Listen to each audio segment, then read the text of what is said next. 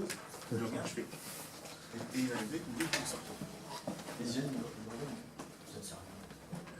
Okay. Yeah, please feel like it. Yeah, please chip in whenever you feel like. Okay, so just some points following up from last time. Yeah, it's still May, and we're still getting all this stuff on the radio or whatever, Swazant wheat and all stuff. And I mentioned how, they're sort of pseudo-revolutionary stuff. Whereas Bitcoin is truly revolutionary. Basically because you've got these market principles that we know work, hard baked into the code, which we know is unbreakable. And if you put those two things together, it will work. So it's Bitcoin is no respecter of reputations or narrative. It just keeps on keeping on. Okay. And the other thing, we've seen this stuff about banks. What makes it also revolutionary is that it basically takes power away from the banks. So a couple of years, I think it was a couple of years ago now, which is eons of time in Bitcoin land, President Obama even said, look, everybody's walking around with a Swiss bank in their pocket, one of these things. You don't even need one of these. So it's not like we won't have banks. So like today, I mean, you can watch television if you want. You can go to the movies. Like with sound, you can listen to this thing called the radio. You can buy vinyl if you want. No, but if you're a DJ, you might want to. These. No, if you're really old school. These things survive. They don't die out, but they no longer have the power they used to. The same with banks. We'll still have banks, but they just won't dominate us like they used to. In fact, what I think we'll see is we'll look back and we'll say, all right, from about the Renaissance till now, that was the age of banks. That was like 500 years in which the banks were in charge. And after that time, you still had banks, but they're no longer in charge. Like we still have knights and royalty, especially in Britain. They've still got knights. They don't disappear. But it's no longer the super big deal it used to be. We even used to have knights in Australia and New Zealand. Yeah. So Bob Menzies and Sir Piggy Muldoon. This little guy. There might be still a few kicking around, All it meant was that you're really old and boring and you're part of the establishment. Okay, so last time we talked about characteristics of money. Oh, one more thing. Talking about the revolutionary potential of Bitcoin. There's this guy on the internet, Champath Palihapitiya, Palihapitiya. I hope I'm pronouncing it right. He was one of the big guys behind Facebook. He's on YouTube and he says, I feel really guilty because we made Facebook really super addictive. He was one of the big brains behind it. And of course, he's super rich. And he was talking about Bitcoin and was saying he said it's a really, really big deal. And then he said it is a financial red pill. And so you'll hear this expression used a lot, the red pill, these days. And then they talk about the rabbit hole. And it's sort of from the Matrix, which is in turn sort of a version of Alice in Wonderland. You take the red pill, you take this knowledge that is previously forbidden, and then you go down the rabbit hole and you go into this alternative Matrix universe. Well, the Matrix is sort of like Buddhism. You see through the illusion that is modern life. You see what's behind it, But if you think of the idea of a rabbit hole, it's a good one. Like it could be finance, like with Bitcoin, or it could be any other topic. But all the holes all go to the same place. But it's just that if you're starting to learn about Bitcoin, it will change the way you look at the world. And that's why it's interesting. You got a guy called Jack Dorsey who started Twitter. And so he's a super techie guy. He's got billions of dollars. And he is come out saying, oh, Bitcoin's amazing. I love Bitcoin. Get into Bitcoin. And it seems really weird because it seems to run contradictory to everything Twitter's about. Twitter is super centralized. And it's all about censorship. And apart from Donald Trump, they let him go because he's good for, I don't know, well, he's the most famous Twitter user there is, I guess. But they're really keen on censoring people for anything, and it's super centralized. But with Bitcoin, it's the opposite of that. And so it seems like this contradicts that. It doesn't mind. Okay, just get into it from the... It will play itself out eventually. The logic will work itself out, and that's why I think it's revolutionary. Okay, so last time we talked about money, and it's got to be durable and divisible and blah, blah, blah, blah, blah. Let's talk about money and the history of money. So you've got things and you want other things, and so you've got to trade for them. Okay, so this still happens in the highlands of Papua New Guinea, next door to Australia, and in the other Pacific Islands. You want some yams, and so I want that pig. And is it okay there? No. So pigs are wealth. Up in the highlands, you measure how rich you are by the number of pigs you have. And the tusks on the pigs are a sign of wealth. So if you wear a necklace with a pig's tusk, it's a big deal. And it's such a big deal. Sorry, can you explain? No, I don't mind. It's just I want to have the... No, there's nothing. I was just thinking out in my head and I was looking up. Okay. Yeah, so pigs are a real big deal. And so the pig tusk, they even put it on the flag of a country called Vanuatu. It's got a pig's tusk on it, And, yeah. What? Sorry? What did you say? They put the pigs on? No, the tusk. Yes. Yeah, they put a picture of the pig's tusk on the flag. Yeah, okay. Yeah, because that's a sign of wealth. And I think actually the flag was South Africa copied that flag, without the pig stuff, of course. But the design was copied by South Africa. It was the new flag, And I've been there when these guys in the village, they drag these pigs out and they kill them with a big club, boom. And that's a sign of being wealthy. And when the Governor General comes, visits from Australia and New Zealand, they've got to do the same thing. And animal rights people get all upset. But, hey, that's the culture, But, a pig is kind of big and heavy and it's quite hard to carry around. And they kind of want to squeal and move. And so what's a way to exchange wealth without dragging a full pig around? Up the mountains, it's seashells.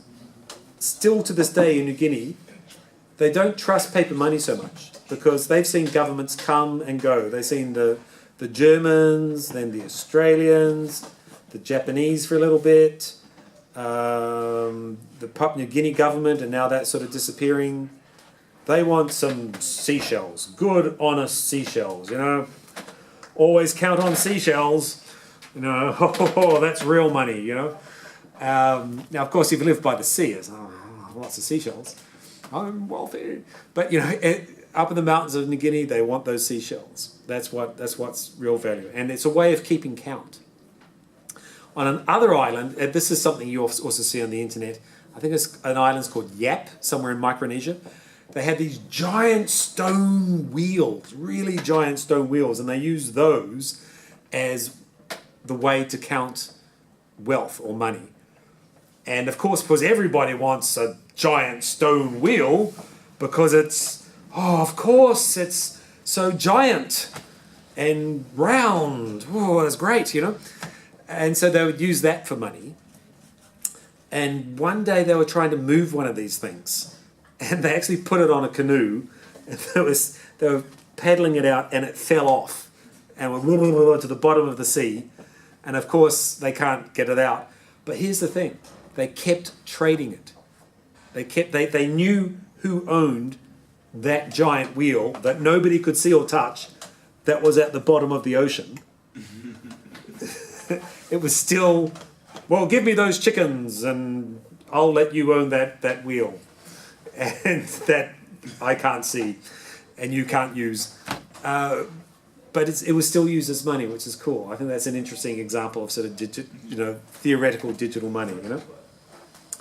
Okay, so you had that virtual money, and then people wanted to start trading. So seashells, gold, silver started to be used, and then the idea of coins came from, you guessed it, China. They started making little miniature axes to represent wealth. And over time, these changed to sort of what we would now recognize as coins. And still today in Japan, you get the haku yen, the 50, like equivalent of 50 cents. You know, haku yen coin. It has it's round and it's got a square hole in it. And then you sort of, in the old days in China, you get a ring of wire, and you put all the money on the ring, you know, and you carry it around like that. And so, yeah, China invented coins. Great. Okay, so you got coins, and you make them out of gold. And then it was Darius, the Persian emperor. He said, okay, I'll put my face on it. There you go. And so this is really... So if you owe money to me, you better pay me in my gold coins with my face on it. And where you trade this means that I'm the boss, whether you like it or not. Okay, pretty cool. Except after a while, the idea comes in, well, you know... It's valuable because it's got his face on it, not because it's made out of gold. So why don't we just make it out of a metal that looks like gold? Or it's just bronze on the inside and we'll put gold on the outside. Or, you know, we'll make it a bit more cheap, but we'll keep the gold. You know, and so you get inflation. You start to debase the currency that way. And this is just a process that's gone on and on and on. Keeps on repeating itself throughout history. And to begin with, if things are going your way, nobody really cares, you know. So Britain, when they were fighting you guys, fighting Napoleon, they were making this paper money. It wasn't connected to gold. They were borrowing money like it was going out of fashion. Nobody cared, because that was the Silicon Valley of Europe at the time. They had invented this thing called industry. They had these things called factories, you know, with engines and which were giant steam kettles, and so everybody wanted part of that. They couldn't beat people away. People were queuing up to throw money at them to get in it. So yeah, they could do that. But 100 years later, when it was old and decayed and, you know, old-fashioned and no longer the cutting edge of industry, well, that was a different story. And then, you know, then at Bretton Woods, the Americans could impose a different financial order on them. But anyway, this keeps on happening throughout history. Okay, so yeah, in the video you just saw they were talking about how money lending was invented. People decided, well, I could keep some gold and lend somebody else's money to someone else, and if I get interest back, then I make profit, and that's great. Yeah, okay. It's not really banking. It was not a very popular profession, but it happened. But it wasn't banking. Banking needed a couple of extra steps. So how did banking that we know about happen? Well, in the West, I think the first example of something I call real banking would be during the Crusades. So let's say you're a knight, and you've decided you're super religious and you want to go off and kill people on the Crusades. Okay, sell your land, got a big pile of money, and I want to go on Crusades. Great. How do I take this gold with me all the way to the Middle East? Well, I put it in a big box, and I lock up the box, and I put some chains on the box, then I put that box on a cart, then I got some guys in armor to ride beside the cart, and I'm riding along, and the moment I go into a forest, an arrow, go, hits the guy, die. Then these guys in tights jump out, Robin Hood in English, and they go, and they kill everyone, and they take all the gold, And you've all seen this movie, you've all watched TV, and curse you, and it happens all the time, every time, and it's really, really inconvenient. And even if you manage to get the gold all the way to the Middle East, there's a war going on, so it's a really tough thing to do. So what do? I know. It's exactly the same system. I guess, different communities have different versions of this, but I saw in Asia it was called the Underground Asian Bank. And you would go to, I saw this happen with my own eyes. I was living in Japan, and a friend of mine wanted to send money to some people she knew inside Burma. And Burma at that time was a police state. Still kind of is, And so we went to visit these people in an apartment in Tokyo. And she said, I want to send money to this person. They said, okay, write down the name and address here. She did it. I said, okay, give me the money. Forget how much, 5,000 yen or something. Okay, please wait here. And they went next door and here, blah, blah, blah, blah, blah, blah, blah, blah, blah. And what they did, they just sent a little email to their cousin or their brother still living in Rangoon and saying, so-and-so is coming, please give them the money. And they didn't actually send any money. They kept that. But because it's all in the same family, they could trust each other. And that's how they ran this bank. And the people who worked this out were the Templars. They said, oh, it's okay, we're fine. Because they're international, you see. They don't belong to any one place. You give me the big box of gold. Okay, great. Here's a little piece of paper. Now you take this paper all the way with you to the Middle East, and then you go to our Jerusalem office, a branch there, and say, hello, here's a piece of paper, and they will give you your money. Not all at once, though, just in little bits, but, it's there magically waiting for you in the Middle East. And wow, how could you do that? How is this possible? Well, it's possible because we discovered King Solomon's treasure. That's what happened. We were just digging in the ground in Jerusalem, and we found King Solomon's treasure. Would you believe it? And it's so we've got all this gold, and you just have to, you can benefit from this, So what a great little story. And still, idiots like Dan Brown write books, and people, oh yeah, they found King Solomon's treasure, So great idea. Okay, so this is working fine. But, if you're a king, you've got a place where you can, borrow some money and send money, fantastic. But you're a king. And so waging war costs a lot of money. And these knights are really greedy. You've got to pay them money. And you want to be a big man. You're like a gangster. You always want to be Mr. Generous. And so you end up owing money. And so you owe a lot of money and you don't have a great income. You've got a financial crisis. What do? Well, you're the king, so you go to the people to whom you owe money, and you kill them. You kill them. That's what you do. You just kill them. And fantastic. Yeah, he did it. He just killed all the Templars, and financial crisis solved. Fantastic. So that was banking version 1.0. Good idea, but needs some refinement. Okay, well. So yeah, as the video says, it was basically the Jewish community, basically in Vienna, who worked it out. Okay, and I think they managed to do it in, not Vienna, Venice. In Venice, because it was a republic. It's a little city-state. You need to, yeah. So it's protected. But the real breakthrough was actually next door in Florence. And I think they had a couple of things working for them in Florence. Firstly, they had this new mathematics. They had the Arabic number system, which meant you could calculate in columns, which allowed you to do figures you couldn't do before. And you could run debit versus credit, what they owe versus what they have. So you could do more fancy bookkeeping.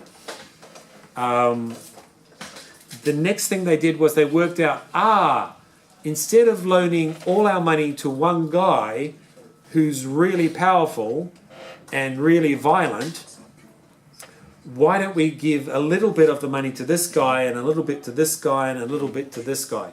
even to two guys who are borrowing the money to fight each other. It doesn't matter.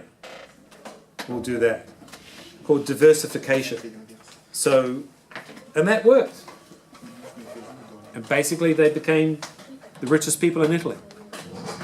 And because they were so rich, that's where we got the Renaissance from. That's how we could afford this new rebirth of civilization.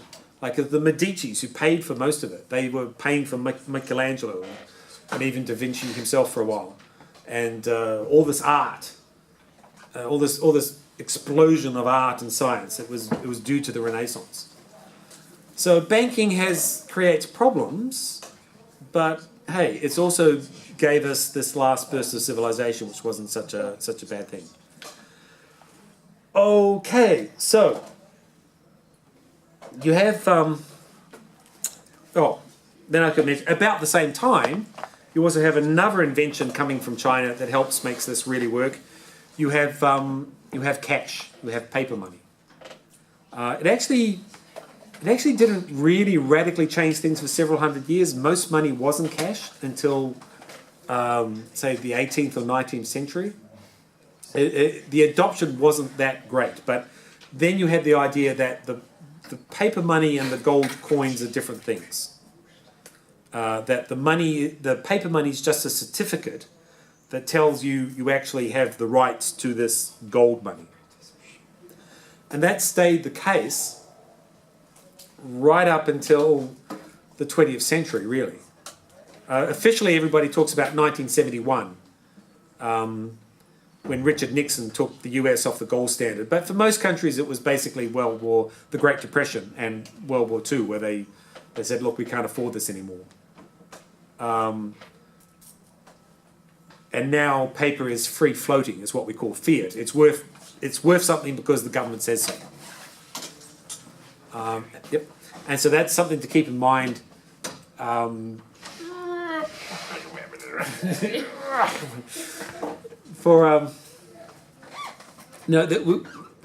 Because we've also grown up with this system, we think, oh, well, this is the way it's always been like that. Actually, no, it's kind of a new thing. Okay. Just before I move on, brief talk about banks. Okay, so banks, basically, their money, the way of making money is to lend money, is to basically create debt. And the interesting thing here is to keep in mind, we think of debt as it is for us, it's a problem. It's a huge problem. But for the banks, debt is property.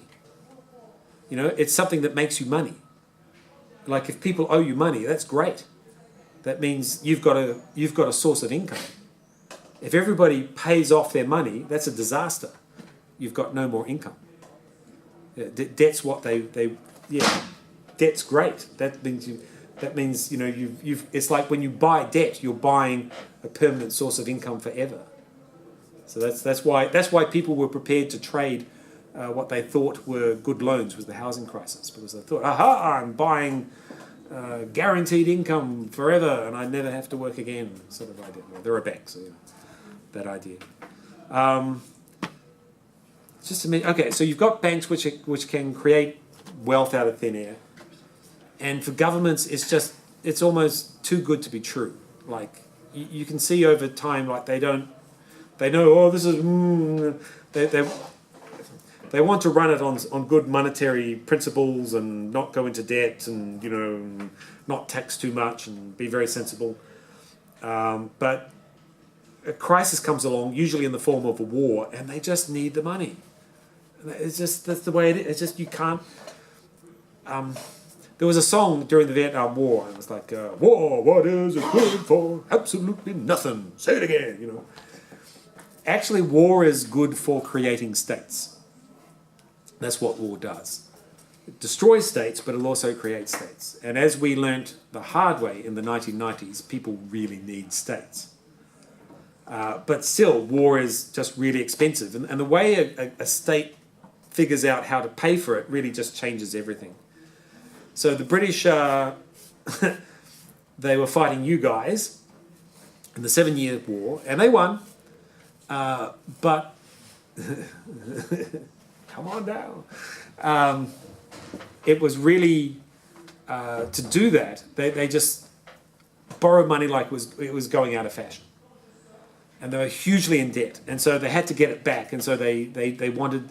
Basically, that's how the revolution in America started. They said, look, you American guys, we were protecting you, so you have to pay some stamp duties and taxes, whether you like it or not. And the Americans said, well, no, we don't. So you come and get it, limey. And so, yeah, they lost that one. The next time round, when they're fighting, once again, the French, but in a different form, during the Napoleonic time, this time they've invented industry, and people just want to loan them the money. There's no problem at all. Whereas France, it's a rich country. It's got lots of assets, which is kind of good. But against that, during the 18th century, they just can't figure out a way to make money. The financial record isn't so good, so the state ceases to exist.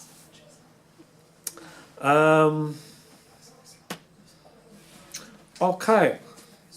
Yeah, so anyway, eventually states work out that they can just lend money to themselves or lend money to banks who will just sort of create money out of thin air. And it seems to be too good to be true. And there's a whole ideology to... Not an ideology. No, that's unfair. Keynes was a serious thinker. But there's a theory... a guy, John Maynard Keynes, and he does a theory and thinks, actually, it's good. It's good if banks, if the government does this, if it encourages banks to just make these loans by just lending itself money, because this creates business and this creates capital and this gets the economy moving, and so this is everyone, and so we should just do that. And in a way, I mean. There's a lot of debate now saying, well, maybe it didn't really help in the Great Depression, but that's certainly what people believed for like 50 years. In a way, it doesn't matter, because World War II came along and governments just had to do it no matter what. It doesn't. All debate went out the window. They just had to lend themselves as much money as they needed to fight World War II. And in the post-World War II era, it was just until now, it was. Financial discipline basically went out the window. There were little attempts to try and rein it in, like in the 70s and 80s. This guy called Milton Friedman came along and invented this thing called monetarism. And at the time it was considered, oh my God, this guy wants to close down hospitals and make everyone poor. In a way, he was sort of just trying to save the system from its own worse... he was always very kind about Keynes. He was never saying, he never said, oh, Keynes was a really dumb guy and this was a really dumb idea. He was basically saying, look, if Keynes was alive, he probably wouldn't agree to it. It's just too convenient. Like every time the government gets in trouble, all they have to do is bribe the population with basically their own money by lending even more money to itself.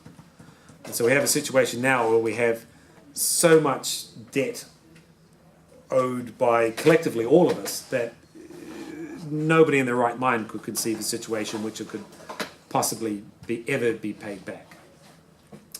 Anyway, the brief story of it all is that it all led up to the financial crisis in 2008 when basically this bubble burst. And just like you saw in the Mary Poppins film, I want my money back. You just needed one person to start saying that and the whole thing just collapsed. Which, okay, that happens. But what to do about it? Now, it's easy to, once again, to criticize government at the time. But at the time, I definitely remember, like, you could see people were no longer able to pay their debts or to lend money to each other. The whole cycle that keeps business and finance going was just stopping. Like, it would look like the whole world of business across the planet was going to stop in about a week. And so they had to do something.